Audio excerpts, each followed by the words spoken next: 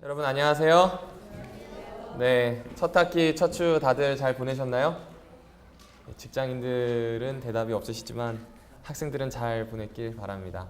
먼저 우리 말씀에 들어가기 전에 사진 한 장을 좀 보여주시죠. 네. 자, 이 사진이 혹시 무슨 사진인지 아시나요? 세계 미인 선발 대회 중에 페이스북에 올라왔던 사진입니다. 그런데 지금 제일 왼쪽 편에, 여러분이 보시기에 제일 왼쪽 편에 있는 사람이 어떤 띠를 두르고 있죠? 어느 나라 대표이죠? 바로 옆에 있는 사람은 누구게요? 미스 어디일까요? L만 지금 나와 있습니다. 이거 맞추시면 대박이에요. 레바논입니다.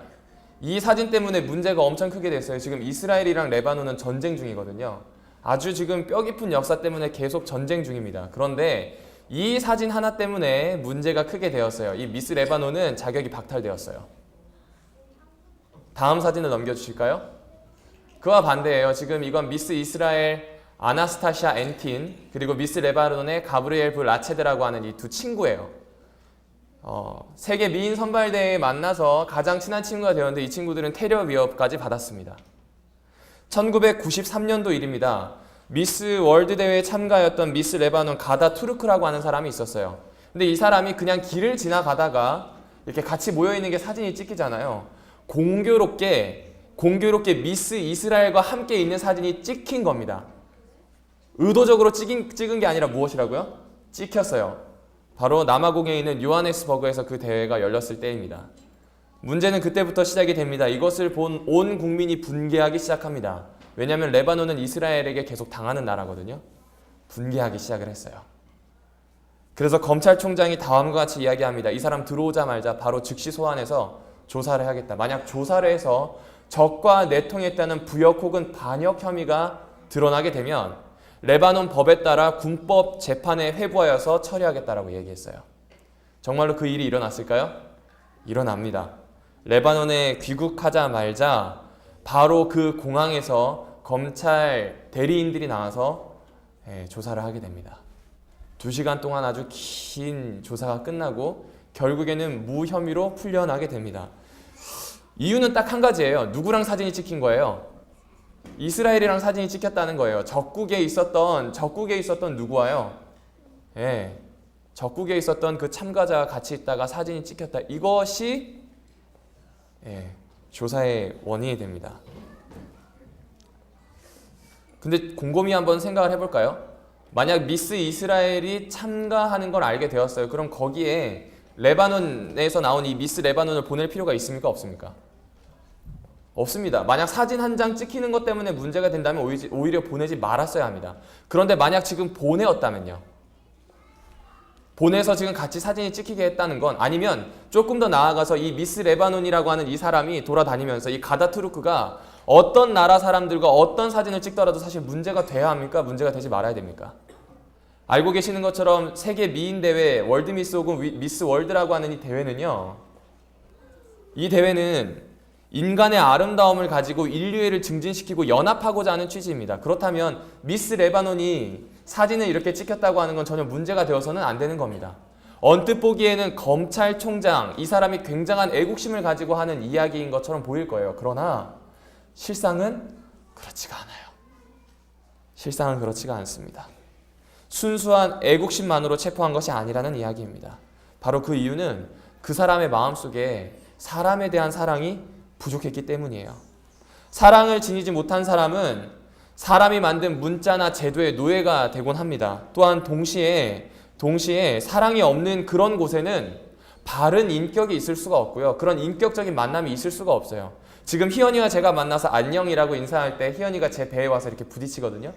서로 아니까 그냥 이렇게 인사하는 거예요. 그런데 만약 사랑이 없다면요. 배에 부딪히자마자 전 이러겠죠. 머리 치워. 아닌가요? 인격적인 만남이 전혀 존재하지 않는 겁니다.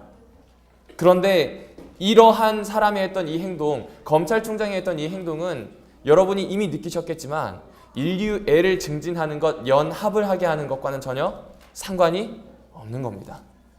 그냥 자신이 가지고 있었던 이기심, 자신이 가지고 있었던 어떤 좋지 않은 마음들이 나오는 발로였을 뿐입니다. 사랑이 없는 곳에서는 바른 인격도 존재할 수 없고, 또 동시에 인격을 상실한 문자와 제도는 인격을 망가뜨리는 흉기가 되곤 합니다. 그렇다면 이런 어처구니 없는 일은 무엇 때문에 생길까요? 그리고 이 일을 당하게 되었을 때 우리는 어떻게 하겠습니까? 과연 앞으로 나의 삶 속에, 일상 속에서 이런 문제들이 있을 때 우리는 어떻게 해결을 하는 게 좋을까요? 우리 요한복음 살펴보셨겠지만 9장 1절에 있는 말씀을 같이 살펴보려고 합니다. 가지고 계신 성경책 요한복음 9장 1절을 같이 보시도록 하겠습니다. 요한복음 9장 1절에는 다음과 같은 말씀이 있습니다. 예수께서 길 가실 때에 날 때부터 소경된 사람을 보신지라 제자들이 물어 가로되 라삐여 이 사람이 소경으로 난 것은 네 죄로 인함이니까 자기 이유니까 그 부모 이유니까. 제가 지하철을 타고 가면요, 이상하게 꼭 제가 지하철을 탈 때는 꼭 그분이 지나가세요. 목마른 사슴 시냇물을 찾아라고 하는 그 배경음악과 함께 지팡이를 짚으시고 꼭 그분들이 지나가세요. 그럼 꼭 그때마다 공교롭게 동전이 없습니다. 한편으로는 안심이 되기도 하면서 한심으로는 양심이 찔려요. 그런데 그분들을 보고 앞에다 대고 당신 맹인이 되셨네요. 뭘 잘못하셨습니까? 라고 이야기할 수 있습니까? 없습니까? 다리가 불편한 사람을 만납니다. 혹은 몸을 움직이는 게 불편하거나 정신지체를 가지고 있는 장애 우들을 만나게 됩니다. 그 사람들에게 가서 다음과 같이 이야기합니다. 무슨 죄 때문에 이렇게 되셨나요? 암 환자입니다. 병원에 누워있는 기간이 한 1년, 2년, 3년 되었던 아주 장기 암 환자입니다. 그런 분들을 여러분이 만났어요. 그분들에게 대고 하나님께 무엇을 잘못하셨기에 지금 이 모양 이 꼴이 되셨습니까? 라고 이야기할 수 있습니까? 없습니까? 그런데 누가요? 예수님의 제자라고 하는 사람들이 거리낌 없이 이야기합니다. 예수님 저기 바로 앞에요. 저기 앉아가지고 구걸하고 있는 저 사람 보이시죠? 저 사람요. 어쩌다가 저런 꼴이 된 거죠? 어이가 없는 질문이에요. 그런데 이 어이없는 질문을 이들이 하고 있어요. 이유는 간단해요. 다음과 같은 공식이 성립되기 때문입니다. 큰 고통, 큰 병은 그 사람이 큰 죄인이기 때문이에요. 왜냐하면 지금 이 세상에 있는 모든 질병은 죄와 죄의 결과로 일어난 거거든요. 사단이라고 하는 이 죄의 장본인 때문에 생긴 겁니다. 그래서 이 죄 때문에 생긴 이 질병은요, 결국 죄의 결과입니다. 그런데 사단은요, 죄의 결과에서 머무르지 않고 자꾸 강조하는 게 있어요. 그것이 무엇이냐면 이 사람이 아프거나 이 사람이 눈을 감았거나 이 사람이 말을 못하거나 이 모든 일들은 독단적인 하나님의 형벌로만 강조합니다. 누구의 형벌요? 하나님의 형벌. 이 사람의 죄의 결과 때문에 얼마나 아파하는 건 보지 않아요. 이 사람이 지금 그것 때문에 얼마만큼의 세월을 눈물을 흘렸을지는 보지 않습니다. 이 사람에 대해서 하나님께서 가지신 섭리가 있을 것에 대한 가능성을 보지 않아요. 그냥 독단적으로 하나님께서 주신 형벌로만 생각합니다. 그래서 뭔 큰 죄를 지었길래 저 모양이 되었을까? 그 죄에 대해서만 알고 싶어요. 이사야서 53장 4절을 보실까요? 나중에 이 문제는 이렇게 번져지게 됩니다. 그는 실로 우리의 질고를 지고 우리의 슬픔을 당하였거늘. 예수님에 대한 예언이에요. 그는 정말 우리의 슬픔을 알고요. 우리의 아픔을 알고요. 우리 때문에 어려움을 당하셨대요. 십자가에 달리셨대요. 이 문제는 여기에서 끝나는 것이 아니라 십자가 앞까지 우리를 데려갑니다. 그러면서 다음과 같이 얘기해요. 우리는 생각하기를 그는 징벌을 받아 하나님께 맞으며 고난을 당한다. 우리의 생각이래요. 누구의 생각이요? 우리의 생각. 다른 사람이 아니라 이사야가 지금 이 글을 쓰고 있는 그 당시 유대인들의 생각입니다. 죄와 죄의 결과 때문에 사람들이 아파한다고 생각하는 모든 하나님을 믿는 사람들의 생각입니다. 우리의 생각에는, 누구의 생각이에요? 우리의 생각에는 그가 징벌을 받아 하나님께 맞으며 고난을 응당 잘못한 것이 있기 때문에 벌을 당하고 맞고 아파한다는 이야기예요. 제자들의 이 시각은 그냥 너무하다, 비인격적이다, 어떻게 대놓고 사람의 등에다 칼을 꽂지? 여기에서 지나치는 게 아니에요. 사실 이 정신이 발전하게 되면요, 예수님을 찔러요. 예수님이 십자가에 달려있는 게 나와 아무 상관이 없어요. 달리셨구나. 우리를 위하셨구나. 하지만 한편으로는 좀 더 그 마음을 파보면 결국에 문제가 되는 건 내 죄가 아니라 그 사람이 뭔가 잘못한 것이 있기 때문이라는 생각에 이르게 된다는 거죠. 왜요? 죄는 하나님께서 반드시 형벌을 하시니까. 그 형벌을 받는 사람들은 반드시 아프고 큰 재앙을 당하니까. 여러분은 지금 누군가의 아픔에 대해서 쉽게 결론을 내리고 생각하지 않습니까? 혹은 여러분이 가장 사랑하고 여러분이 가장 아껴야 하는 여러분 자신에 대해서도 그렇게 쉽게 생각하지 않나요? 나는 이런 잘못을 했기 때문에 이런 벌을 받는 게 당연해 라고 생각하지 않습니까? 결단코 성경은 아니라고 이야기해요.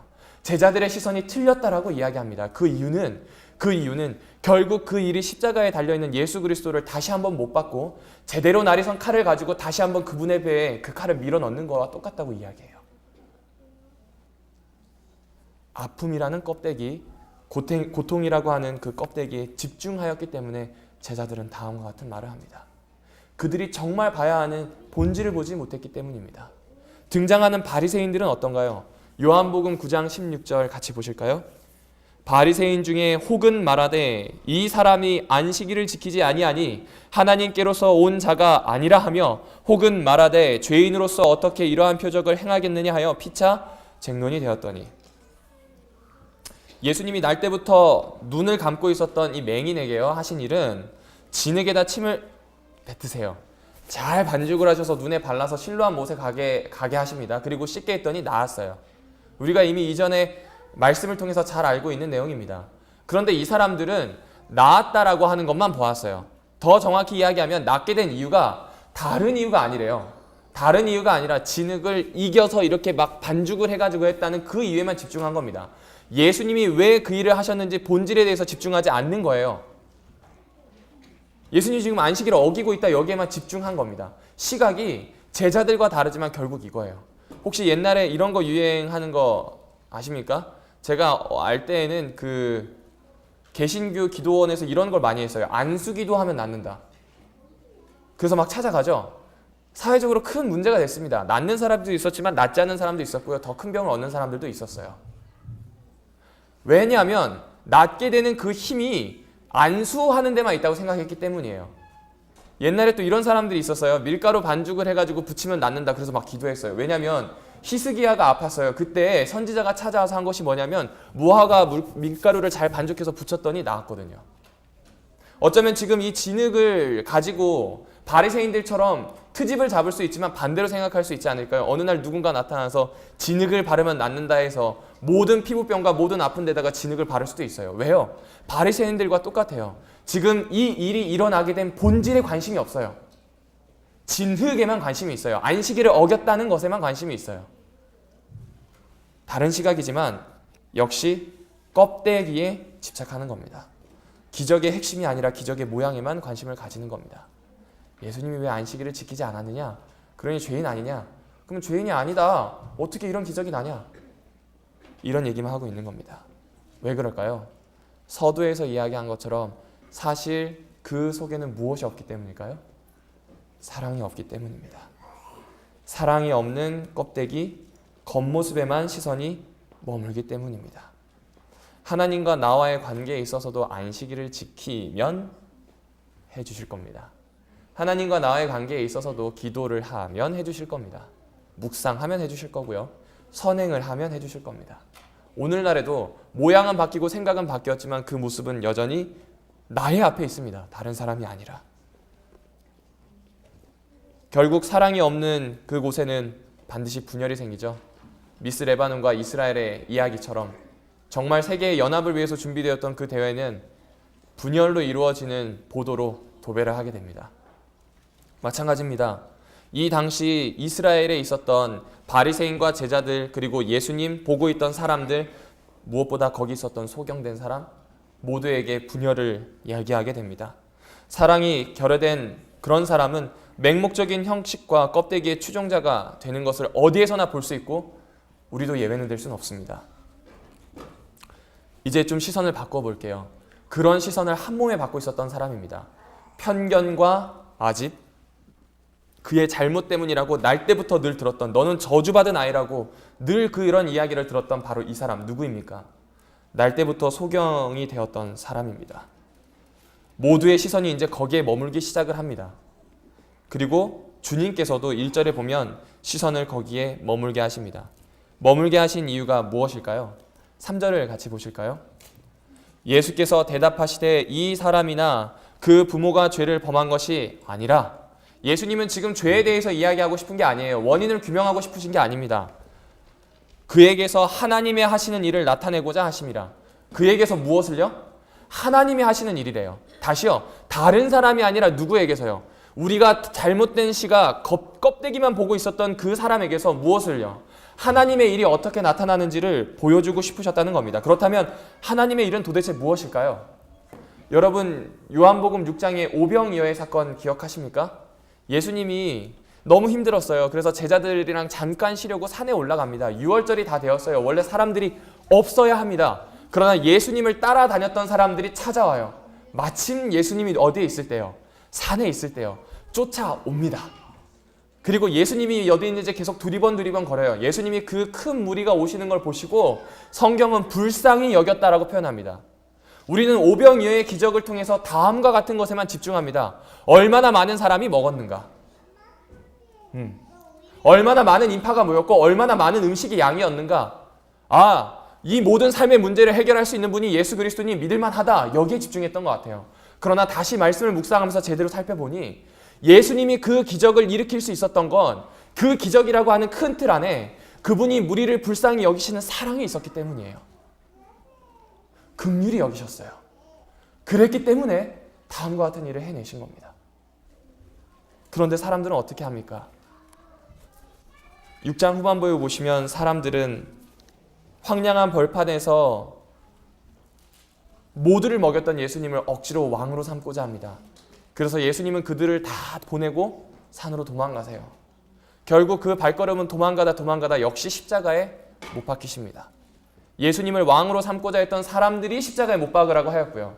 예수님을 끝까지 쫓아다니겠다고 입으로 늘 약속하였던 제자들이 배신하고 거들었습니다. 이것이 우리의 모습, 그리고 성경에 나타나는 모습입니다. 보지 못하는 자에게 기적을 베풀었지만 예수님을 고발하고자 합니다. 창조하실 때 빛을 먼저 창조하셔서 어둠을 몰아내시고 새 것들을 만들어내기 시작하셨어요. 빛을 주셨어요. 그런데 이스라엘은 그 능력을 잊어버립니다. 광야에서 구름 기둥과 불 기둥으로 인도하십니다. 광야의 추위와 어둠으로부터 그리고 더위로부터 미리 아시고 돌보셔요. 이렇게 일으킨 기적이 아니라 사실은 그분의 사랑이 원동력인데 이스라엘 백성은 이것을 왜곡하고 잊어버립니다. 솔로몬의 성전이 지어집니다. 그리고 거기에 하나님의 충만한 영광인 셰키나가 온 사방을 향해서 비춰나기 시작해요. 일제히 찬양하고 모두가 즐거워합니다. 그리고 솔로몬의 영광이 오래 갈 것처럼 보였어요. 그러나 그럼에도 불구하고 이스라엘 백성은 자기 나라를 잃을 수밖에 없도록 하나님의 사랑이 아닌 그들의 성전 양식과 문화에만 집중하는 모습 보지 않으십니까? 하나님의 시선이 자꾸 머물게 하고 싶었던 하나님의 일이 아닌 껍데기와 외형에만 머물게 된 것입니다. 그럼에도 불구하고 성경은 다른 기록들이 있어요. 사마리아 여인을 기억하십니까? 예수님과 대화를 하게 돼요. 이 여인의 마음속에는 늘 갈망이 있었어요. 그 갈망은 제발 메시아가 유대인의 메시아가 아닌 반쪽짜리 혼혈인 사람들이 나를 튀기라고 놀리는 우리 사마리아인의 메시아가 되기를 너무 원했어요. 그러나 나의 삶은 남편이 5이나 있었고요. 사람들에게 손가락질 받아서 정말 뜨거운 한낮 40도가 웃도는 그때에만 나와서 물을 펄 수밖에 없는 상황이에요. 나왔어요. 예수님과 만나 대화를 합니다. 그런데 유대인을 위해서 준비되었던 구원자인 줄 알았던 그 메시아가 다른 사람이 아니라 오늘 나를 위해서 적어도 6시간을 걸어온 사람이라는 걸 알게 되었어요. 하나님의 일을 경험한 겁니다. 하나님이 나를 어떻게 사랑하시는지를 깨닫게 된 거예요. 그래서 달려가서 전하는 사람이 되죠. 삭개오를 보실까요? 그의 별명은 난장이 똥자루 세금 징수관입니다. 난장이 지나간다. 똥자루 하면 누구예요? 삭개오예요. 다른 이들이 아예 죄인이라고 낙인을 찍었습니다. 그런데 예수님이 어떻게 하시나요? 그 집에 찾아가셔서 같이 식사하세요. 담 넘어서는 비난의 소리가 나옵니다. 랍비들이 이렇게 얘기해요. 너는 랍비도 아니다. 너는 유대인도 아니다. 죄인이랑 식사하는 너 따위는 거룩한 하나님의 종이 될 자격이 없다라는 이야기가 자꾸 흘러나와요. 그런데 예수님은 창문을 닫으라고 이야기하세요. 촛불을 켜라고 이야기하시고요. 삭개오와 그 가족들과 조용히 이야기하면서 그들의 문제에 대해서 같이 아파하시고 대화하세요.